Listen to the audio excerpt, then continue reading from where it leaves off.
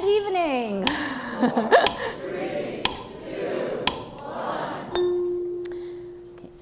Imagine waking up tomorrow and your digital bookshelf is smaller because the platform couldn't renew their agreement with some publishers.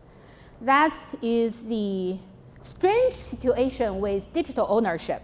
Our control over those digital virtual goods can be quite fragile.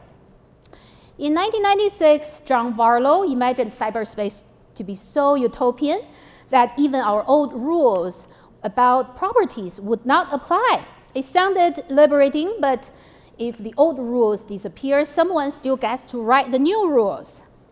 We still use language of ownership everywhere in our digital life. We buy ebooks, we buy music, we buy clothes for our avatars, and sometimes weapons, right? But in most cases, what we get is licensed access, restricted by platform design and business models. Lawrence Lessig warned us, code is law.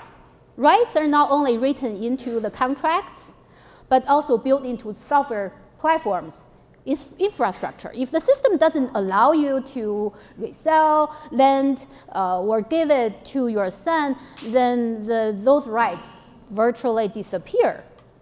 So my work asks a simple question: what happens to ownership in this age of digital media? And behind that are questions about digital rights. What rights do users think they should have versus what they actually have, and how all that change over time and why? To explore that, I conducted surveys and interviews with many participants across multiple studies. I asked when people feel they own something digital, what rights matter to them and what they are willing to give up. Turns out people's ownership logic is fuzzy. We do not apply a consistent rule. Some believe they own the subscription content. Others don't feel like they even own a DRM-free download. So that conception is conceptually unstable. At the same time, ownership traditionally is centered on possession, right? Having a copy, owning a copy, but now we tend to prioritize the right to use. Access without hassle matter most than keeping a copy. And at the same time, traditional ownership rights are fading. Reselling, gifting, inheritance, these used to be normal, expected rights, parts of the ownership rights we have, but they are now considered optional, even unnecessary. Not because they're impossible to imagine, but because we learn not to ask. Cross-cultural studies can be interesting. For example, Chinese participants value those digital rights more, but their definition of ownership can be even narrower and uncertain. That's tied to market experiences and broader cultural experience. And no, it's not just kids these days.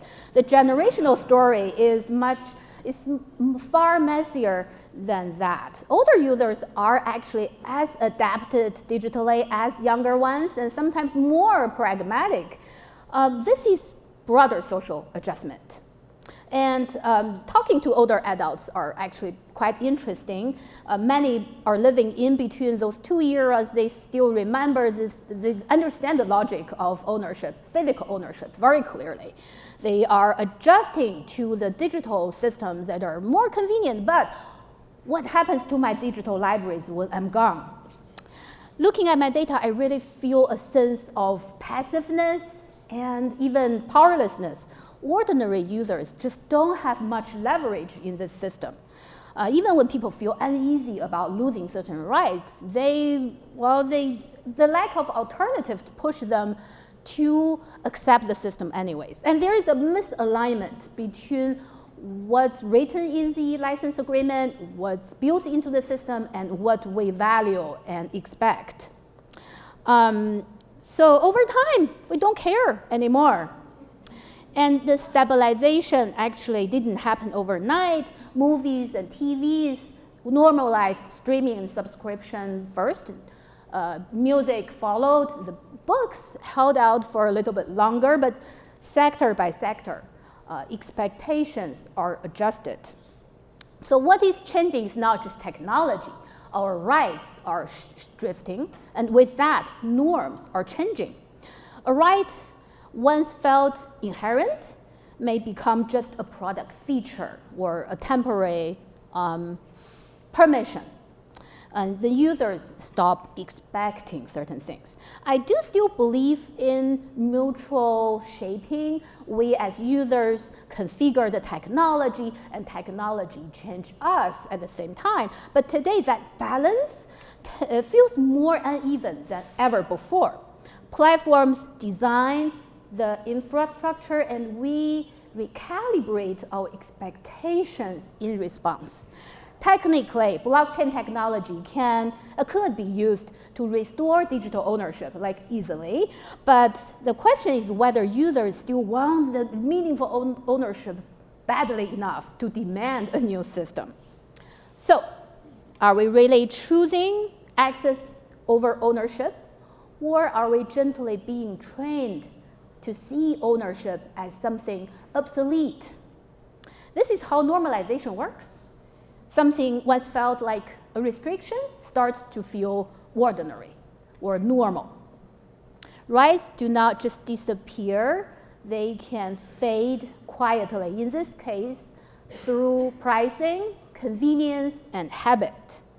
So the real question here is, what have we already learned not to expect and not to ask for? Thank you so much.